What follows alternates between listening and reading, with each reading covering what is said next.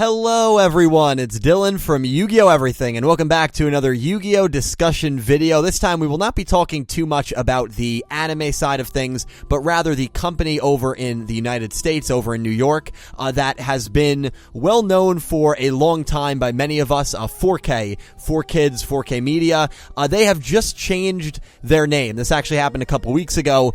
It was announced on April 1st, which I find to be actually hilarious because a few of us thought that it might have been an April Fool's Day prank, but it clearly wasn't. It was just a really funny coincidence that was the day this news came out. But the 4K brand is officially...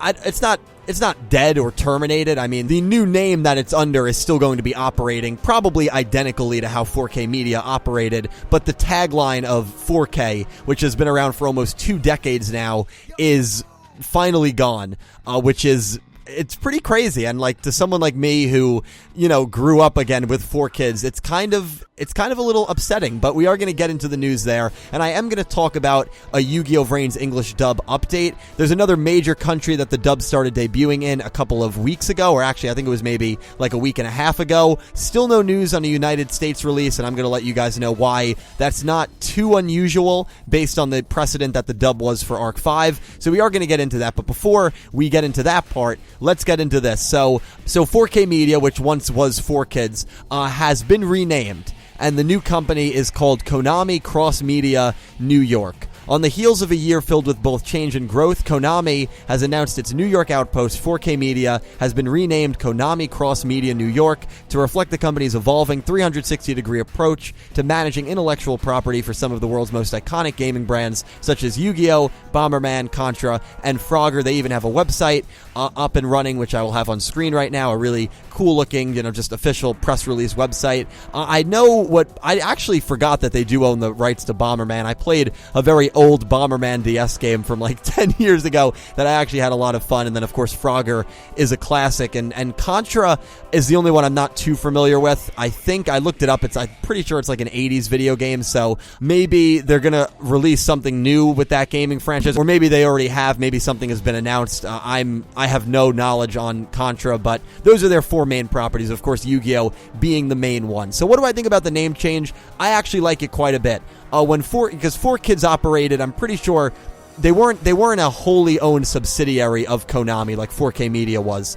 In 2012, that's when 4Kids kind of went by the wayside. They became 4K Media, and they were directly associated with Konami. They were a direct subsidiary. And I was very surprised when they renamed from 4Kids to 4K that they kept the 4K. I don't want to say that there's a lot of baggage with 4Kids. I think a lot of us kind of look back on the dubs now with kind of a smile at how different they were and how ambitious they were. I mean, whether that's, a good thing or not, I guess is up to the viewer, but the truth about the 4Kids dubs is they weren't a copy dub. It wasn't a dub that was necessarily faithful to the original. They were trying to create their own entertainment. They were trying to create their own show almost, and that's why when you look back at early Yu-Gi-Oh, there are some stories and major plot lines that are different, and you can honestly view it as 2 separate shows, and some people praise that approach, and some people don't really love that approach because it's not staying true to the actual original anime, while others argue that, but it's, they're trying to put their own spin on it, on their own music and everything. So I honestly see both sides of it, and I definitely do respect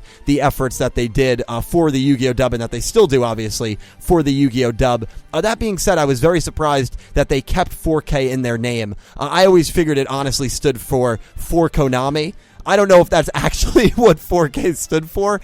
Maybe there is an actual meaning. Obviously, 4K stood for 4Kids, I'd imagine, back when it was 4Kids. But then when it changed, I imagined it meant for Konami Media, because, again, they were working for Konami. So that's literally what I always thought 4K meant. But I like the new name. Konami is a major player in the video gaming industry and the entertainment industry. So it's just name recognition. It's brand recognition. You want to use a very powerful name to rename an outpost of a company, and so Konami Cross Media New York, I actually really like the name quite a bit. If I had to pick my favorite between the 3 names, 4Kids, 4K Media, Konami Cross Media, I probably would pick Konami Cross Media. I think it's a very powerful name, and again, Konami is a very big, well-known company. So what does it mean in terms of the dub or in terms of anything else Yu-Gi-Oh! Related? I don't think it really means anything. I don't. They didn't come out and say we're going to redo the way we do our dubs, or we're not going to do the dubs anymore, or the dubs are going to be simulcasted as soon as the subbed episodes come. They didn't make any announcement like that. I don't think their approach for the English dub is going to change much.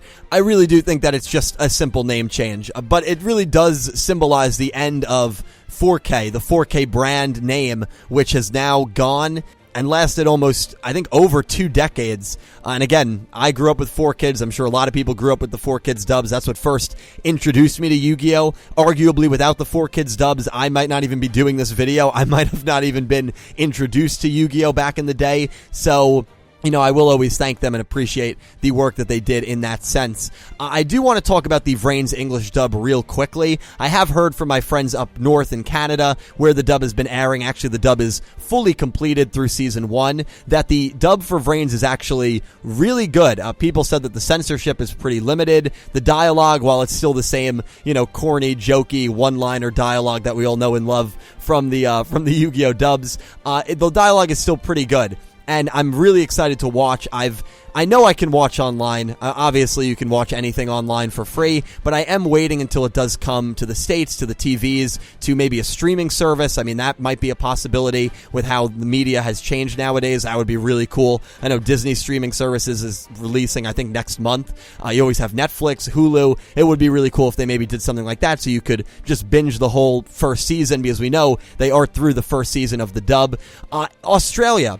It has just started airing in Australia. That was the big news regarding the Vrains English dub. So to my Aussie friends watching this video, congratulations, you do have access to the English dub of Vrains. We are still waiting for an announcement in the States. I don't think it's necessarily anything to panic about. If you look at this visual, this is how long it took in regards to the first episode being aired in Japan of Arc 5, the timeline that it took in terms of length for the United States to get the English dub to air. So Vrains is like right where that was. And of course, they already have the episodes done. So once they find a platform, I'd imagine that's what the delay is about, finding a platform, finding a way to put these episodes on TV or to put them on a streaming service, yada, yada, yada. I'm sure that's what the discussion right now is going on with Konami Cross Media New York and a bunch of these platforms. Once they strike a deal, these episodes are going to start being banged out because they've already finished the entire first season. I'm not sure if dubbing for the second season has started or has started airing. I really don't know.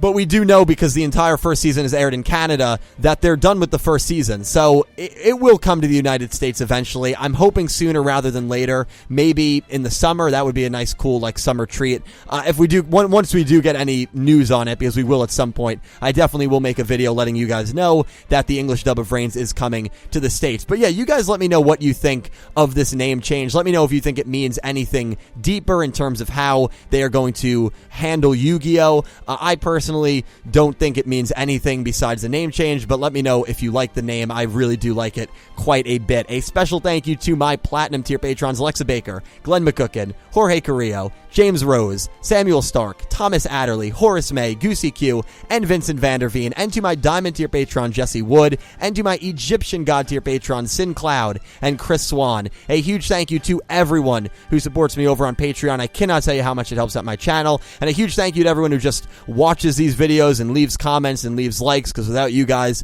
I would not be able to do this. I am really excited to talk to you all things Yu-Gi-Oh! English dub related, 4K Media, 4Kids, Konami Cross Media New York related, down below. And let me know if you are interested in Bomberman, Contra, and Frogger. I think it's really interesting that they were mentioned in the press release. Maybe there are big plans for those franchises as well. Thank you all so much for watching. I will talk to you down below, and I hope you have an amazing day.